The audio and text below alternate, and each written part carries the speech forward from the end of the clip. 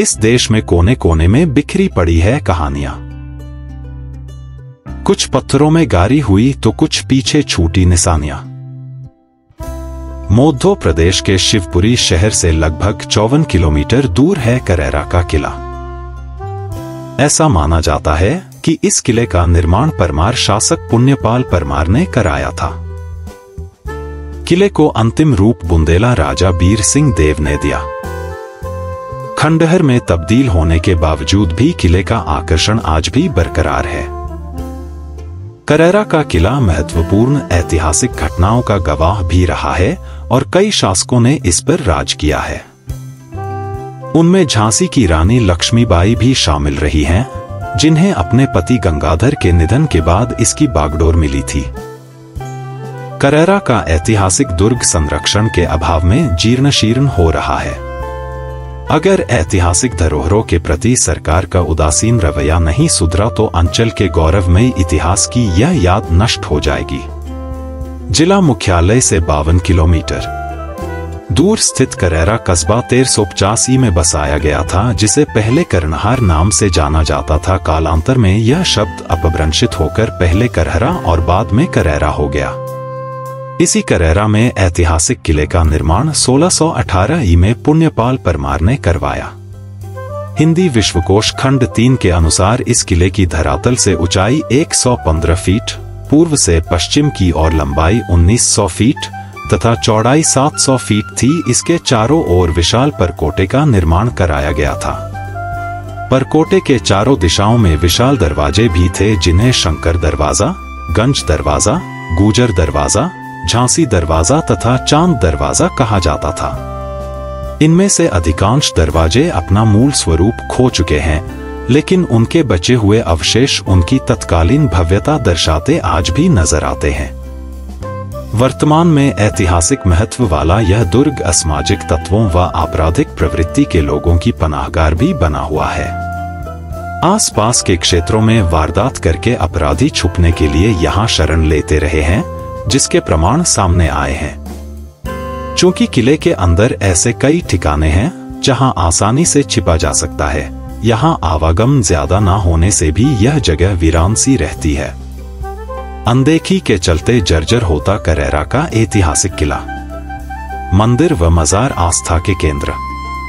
प्राचीन करैरा दुर्ग भले ही शासन की उपेक्षा के चलते खंडहर में तब्दील होता जा रहा हो, परंतु इस किले के अंदर स्थित त्रयंबकेश्वर का शिव मंदिर, हनुमान मंदिर व मजार आज भी लोगों की आस्था का केंद्र है। खजाने के लालच में खोद रहे किला। खंडहर हो रहे करैरा दुर्ग पर दफीनाखोरों, गढ़ा धन खोदने वाले की नजर बनी हुई है और वह मौका पाकर गढ़े धन के लालच में गड्ढे लगाकर किले के बचे खुचे स्वरूप को भी नष्ट कर रहे हैं। इसके साथ ही यहाँ कई ऐसे प्रयास भी हुए जो चोरी छुपे हुए और पता नहीं चल सके। लोगों को आकर्षित करता है किला। करैरा दुर्ग का कुछ भाग भले ही खंडहर हो गया हो, परंतु इसका आकर्षण बरकरार है। मुख्य द्वार पर बनी कचहरी आज भी लोगों के आकर्षण का केंद्र है। किले के अंदर कुआं, तालाब, वावड़ी भी देखने काबिल है। प्राचीन दीवारों पर उकरे भित्ति चित्र आज भी उस समय की कला का बेजोड़ नमूना प्रदर्शित करते नजर आते हैं। किले को पुरातत्व विभाग का संरक्षण मिले तो न केवल इसका अस्तित्व बचेगा, बल्कि झांसी, ओरछा, दतिया, शिवपुरी आने वाले पर्यटक भी करैरा से जुड़ सकेंगे। संरक्षण के प्रति गंभीर नहीं सरकार। करैरा दुर्ग के ऐतिहासिक आईने पर अपनी रचना लिखने वाले राष्ट्रपति पुरस्कार प्राप्त स्थानीय साहित्यकार स्व डॉक्टर मुरारी लाल द्विवेदी ने भी इसके संरक्षण के लिए शासन को कई बार पत्र लिखे और अनुरोध किया कि किले को संरक्षित किया जाए, लेकिन सरकार ने इस पर गौर नहीं किया। महाकवि भवभूति कृत मालती माधव संस्कृत के नाटक में पद्मावती नगरी का वर्णन आया है, जिसे पवाया कहते हैं। यह ग्वालियर जिले में डबरा से कुछ दूरी पर स्थित है। इस पद्मावती के राजा कर्ण परमार ने करैरा कस्बा को लगभग 1350 में बसाया था। इसे करनहार कहा जाता था, फिर बिगड़कर यह शब्द करहार, करहरा और करेरा हो गया। मुस्लिम लेखकों ने इसे सदा करहरा ही लिखा है, कहीं कहीं इसे कछवारा भी कहा गया है। इतिहास सुनाता है, करेरा का किला लेखक आदरणीय डॉक्टर राधेश्याम द्विवेदी जी एवं डॉक्टर मुरारीलाल द्विवेदी जी के अनुसार पद्मावती के प्राचीन शासक पुण्यपाल परमार वीरपाल तोमर के भांजे थे। तोमर हरियाणा से आए थे। इस पुण्यपाल परमार की पत्नी गढ़कुंदार के बुंदेले राजा सोहनपाल की पुत्री धर्म कुंवर थी। गढ़कुंदार से बाद में राजधानी ओरछा आई। महाराज रुद्र प्रताप बुंदेले की पत्नी प्रथम करेरा के गंगादास परमार की कन्या थी, जिससे भारती चंद्र, मधुकर शाह बुंदेला तथा उभयजीत उत्पन्न हुए थे। इन्हीं के वंशज महाराज वीर सिंहजू देव ओरछा के थे, जिन्होंने करेरा के किले को प्राचीन गढ़ी से वर्तमान किले का रूप दिया था और दिनारा का तालाब, धुमेश्वर का मंदिर, धामोनी का किला, करेरा का किला, दतिया एवं झांसी का किला इन्हीं वीर सिंहजू देव ओरछा नरेश ने निर्माण कराए थे। कवि केशवदास ने वीर सिंह चरित ऐतिहासिक कृतित्व पर विरचित किया है। सुल्तान खिलजी का आक्रमण करेरा की पहाड़ी पर पूर्व में परमारों की राउर बनी थी, जो एक गढ़ी के आकार में थी, जिसमें आसपास के प्रदेश से लूटमार करके लुटेरे गढ़ी में आश्रय पाते थे। सुल्तान महमूद खिलजी चंदेरी आया और चंदेरी से 2 सरदार अमीर शेर खां और फतेह खां को करेरा के तत्कालीन किले की विजय के लिए भेजा। यह घटना 873 हिजरी सन 1468 की है। इस घटना की जफरुल वालेह में मुस्लिम इतिहासकार हाजी उद्वीर ने वर्णन किया है। हाजी उद्वीर के अनुसार करेरा एक विशाल नगर था और इसका किला मजबूत था। जीतने के लिए शेर खां और फतेह खां ने नगर के कोट पर आक्रमण किया और किले के पास पहुंच गए। इन्होंने नगर करेरा के एक भाग में आग लगा दी, जिसकी चपेट में 30,000 घर आ गए थे। महमूद खिलजी भी चंदेरी से करेरा यह खबर पाकर विजय के उन्माद में आ पहुंचा। तत्कालीन किलेदार दरियाब सिंह परमार के पुत्रों सहित खाल खिंचवाकर शूली दी गई। हाजी उद्वीर ने कहा है कि यह दिन दंड की दृष्टि से बड़ा कठोर दिन था। महमूद खिलजी ने 7,000 आदमी बंदी बनाए और उनमें 4,000 लोग मौत के घाट उतार दिए। किलेदारों के आदमियों कुतुइम्बियों की खाल खिंचाकर हाथियों के समक्ष डलवाने का आदेश दिया। बहलोल लोदी और कीर्ति सिंह तोमर के युद्ध में करेरा। कीर्ति सिंह तोमर में ग्वालियर दुर्ग के अधिपति थे।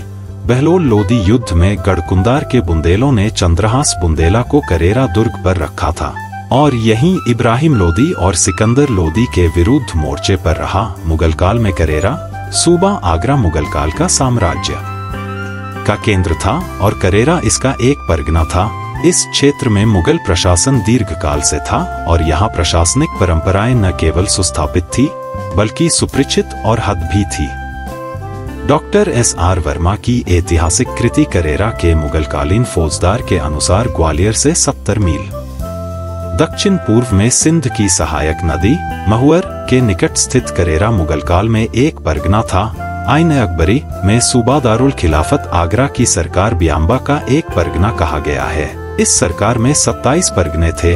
करेरा के बारे में यह संक्षिप्त टिप्पणी अवश्य दी गई है कि यह जमींदारी रतनगढ़ में शामिल हो गई है। रतनगढ़ दुर्ग आज खंडहर अवस्था में है। करेरा के उत्तर में करीब 50 किमी दूर सेमबड़ा तथा 35 किमी दतिया के मध्य स्थान दुर्गम तथा पहाड़ियों से घिरा हुआ है। इस टिप्पणी से यह अनुमान किया जा सकता है कि अकबर के शासनकाल में करेरा पर मुगलों का प्रत्यक्ष शासन नहीं था। यहाँ का राजपूत जमींदार रतनगढ़ के जाट जमींदार की अधीनता में था। रतनगढ़ को भी सरकार बियांबा का एक परगना दिखाया गया है। ओरछा नरेश वीर सिंहजू देव महाराज वीर सिंहजू देव बुंदेला ने सलीम जहांगीर मुगल बादशाह की ओर से उनके संकेत पर अकबर के प्रिय विद्वान सेनानी अबुल फजल का आंतरी के पास सन 1602 में वध करवा दिया और अपना दुर्ग व जागीर बहाल करा ली।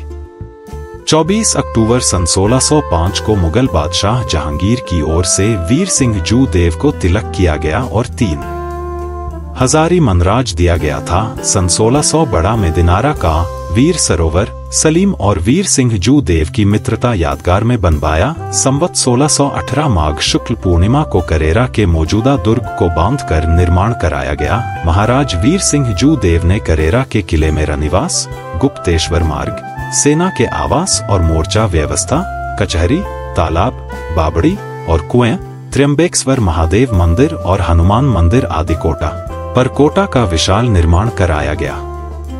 करेरा का दुर्ग जिला शिवपुरी मुख्यालय से 52 किलोमीटर पूर्व और झांसी से 45 किलोमीटर पश्चिम में उत्तरी अक्षांश 25, 28 तथा पूर्वी देशांतर 79, 11 पर अवस्थित है।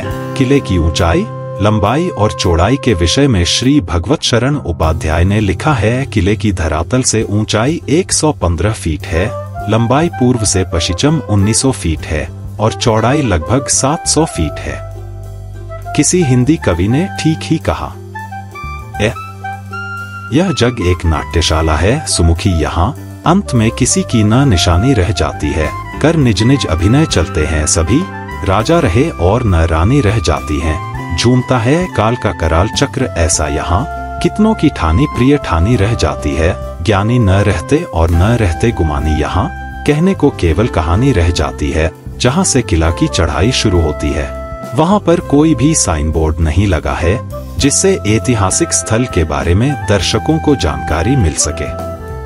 अंततः लोकप्रिय मध्य प्रदेश शासन के पर्यटन एवं पुरातत्व विभाग से यही उम्मीद है कि इस ऐतिहासिक पुरातात्विक विरासत करेरा दुर्ग को संरक्षित स्मारक घोषित कर संरक्षण प्रदान करने का प्रयास हो।